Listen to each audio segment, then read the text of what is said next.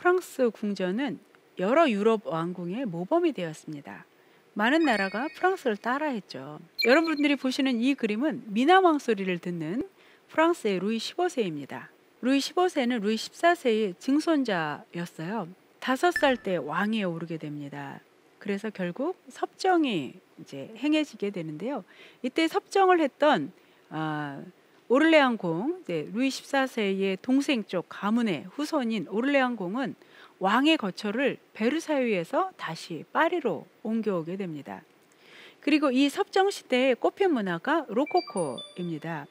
그래서 로코코는 레장스 양식, 즉 섭정 양식으로도 불리워지죠. 로코코는 바로 절대 왕정이 물러선 뒤에 등장한 전형적인 귀족들의 사교계 미술입니다. 우리가 베르사유는 루이 14세 양식, 루이 까토즈 양식이라고 불렀죠. 그런데 이 궁전은 굉장히 오랫동안 공사를 했습니다.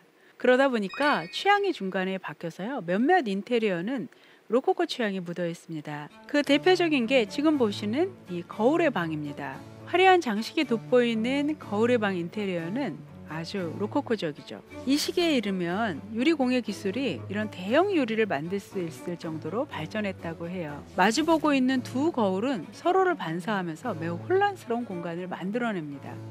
이 공간은 결코 하나의 태양에 의해서 일사불란하게 움직이는 공간이 아니에요. 거짓과 속임수가 난무하고 그런 트릭을 유희로 받아들이는 로코코적인 공간입니다. 로코코는 로카이유라는 말에서 유래를 했는데요. 원래 로카이유라는 것은 16세기부터 등장한 장식 미술을 이야기를 합니다. 분수라든가 인조동갈 혹은 벽감 같은 이런 건축 장식에 조개나 산호, 그다음에 색색의 자갈 같은 것으로 아기자기하게 예쁘게 장식하는 그런 취향을 일컫는 말에서 유래하는 거죠. 자, 로코코는 그래서 인위적이고 우아하고 여성스럽고 다소간 경박하고 장난스럽다라고 이야기를 합니다. 이 로코코는 전 유럽으로 퍼져나간 화려한 귀족 문화입니다.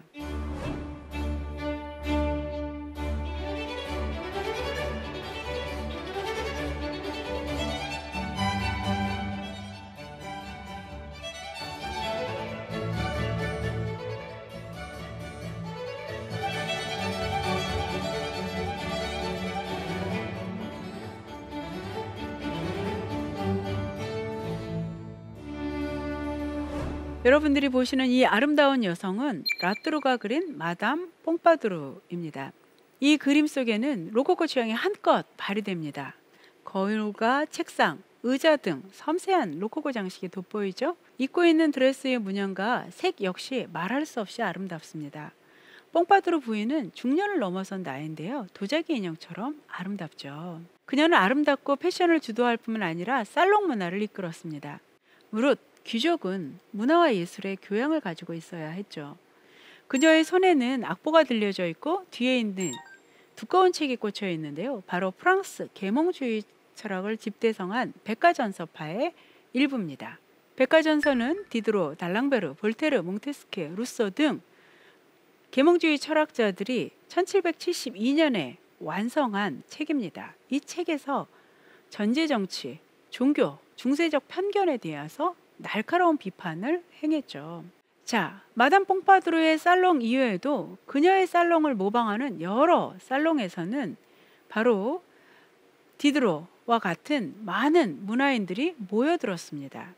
프랑스 대혁명의 근본이 되었던 계몽주의 철학자들은 바로 이런 부패한 왕정의 한복판에서 자라고 있었습니다. 지금 여러분들이 보시는 이 그림은 철학자 디드로입니다. 그는 후에 귀족들의 태폐적인 문화였던 로코코화를 비판하고 신고전주의를 옹호합니다.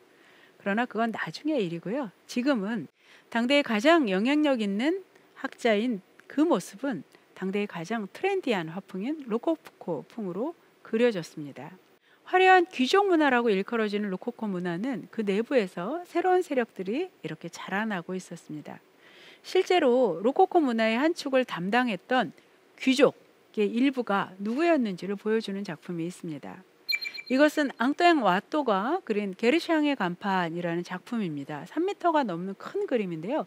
두 폭으로 나누어져 그려진 그림입니다. 자, 이 그림은 실제로 게르샹이라는 화상이 자신의 상점 외부에 간판으로 걸려고 그린 그림이에요. 그림의 내용을 좀 보실까요? 벽에는 여러 그림들이 걸려 있고요. 또 일부는 이제 짐을 싸기도 하고 손님들이 와서 그림들을 감상하고 있는 모습입니다. 재밌게도 당시에는 화랑에서 그림만이 아니라 시계나 거울 같은 값비싼 사치품도 팔고 있다는 것을 아실 수 있습니다. 자, 그림을 구입하고 싶어서 온 손님들은 18세기 귀족답게 모두 우아하고 아름답게 차려입고 있네요. 그림의 왼쪽부터 보실까요? 지금 막 상점에 들어선 분홍옷을 입은 여인이 한 곳을 바라보고 있습니다. 그녀의 시선이 머무는 곳엔 흥미로운 일이 벌어지고 있는데요. 바로 루이 14세의 초상화가 벽에서 내려져서 박스에 담겨지고 있습니다. 한 시대가 저무는 모습, 취향의 변화를 이보다 잘 표현한 작품은 없을 거예요. 자, 글씨를 왼쪽에서 오른쪽으로 읽는 문화는 그림의 시간은 왼쪽에서 오른편으로 흘러가는 것으로 이해합니다. 황제의 초상화를 떼어나고 그들의 관심을 가지고 바라보는 것은 바로 풍경이 그려진 그림입니다. 풍경화는 17세기 네덜란드에서 독자적인 장르로 발전합니다. 그러나 프랑스에서는 아직 독자적인 풍경화가 등장하지는 않았죠. 그러나 18세기 프랑스에서는 전원은 좋은 배경으로 여겨졌고 전원 생활을 즐기는 그림들이 그려졌습니다. 이 작품은 로코코 화가 프랑스와 부쉐가 그린 목동과 목동소녀라는 그림입니다. 이 주제로 부쉐는 꽤 여러 작품을 그렸어요. 그만큼 인기가 있었다는 얘기죠.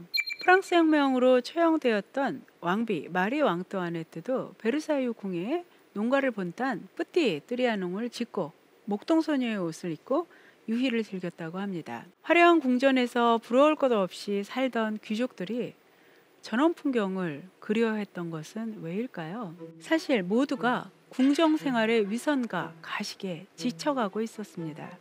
프랑스 혁명에 큰 영향을 주었던 철학자 장자크 루소가 쓴 신 엘레이스가 1761년에 공간이 되는데요. 이 소설의 내용은 바로 전원적인 삶의 순수성과 우월성을 주장하는 것이었습니다. 그는 주장했습니다. 자연으로 돌아가라. 자연 상태에서는 신분의 구속이 없었습니다. 그리고 자연과 함께 살아가는 이 순수한 전원의 삶의 매력은 궁정의 쾌락적인 사랑과 대비되는 것으로 여겨졌죠. 여러분들이 보시는 이 작품은 드 트로이라는 작가가 그린 굴정찬이라는 그림입니다. 베르사유 궁의 식당에 장식하기 위해서 루이 15세가 주문한 작품이죠. 지금 신사들이 궁전의 식당에 모여서 흥겹게 식사를 하고 있습니다. 그 메뉴는 그 당시에 귀하디 귀하다는 굴입니다. 좋은 포도주를 마시고 즐거운 시간을 갖는 것처럼 보입니다. 이들이 이런 식사를 하는 데는 원하는 것이 있기 때문입니다. 화면 중앙에 보시면은요, 한 신사와 하인이 천정을 바라보고 있습니다. 거기에는 바로 사랑의 여신 비너스와 큐피드가 그려져 있습니다. 그들이 강장제로 굴을 먹는 이유는 사랑을 위해서 아름다운 비너스를 정복하기 위해서입니다. 때는 18세기, 바로 카사노바의 시대였습니다. 쾌락적이고 부도덕한 사랑이 궁전을 지배하고 있는 것처럼 보입니다. 왕과 귀족들은 일하지 않았습니다. 제3계급에서 거둔 세금으로 자신들의 자존심을 채우기 위한 전쟁을 했고 쾌락을 탐닉했습니다. 이제 로코코 문화는 그 정점을 지나면서 퇴보할 수밖에 없었습니다. 다시 와토의 작품으로 돌아갈까요? 게르상의 갤러리에 와서 와토의 그림을 사주던 고객은 소위 대검 귀족이 아니었습니다. 대검 귀족은 중세 때 칼을 차고 다니던 기사 계급의 후손들을 이야기합니다. 즉 혈통 귀족을 이야기하는 거죠.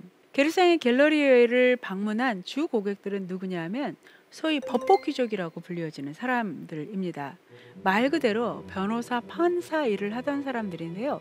이 사람들은 귀족적인 삶을 사는 부르주아, 시민 계급입니다.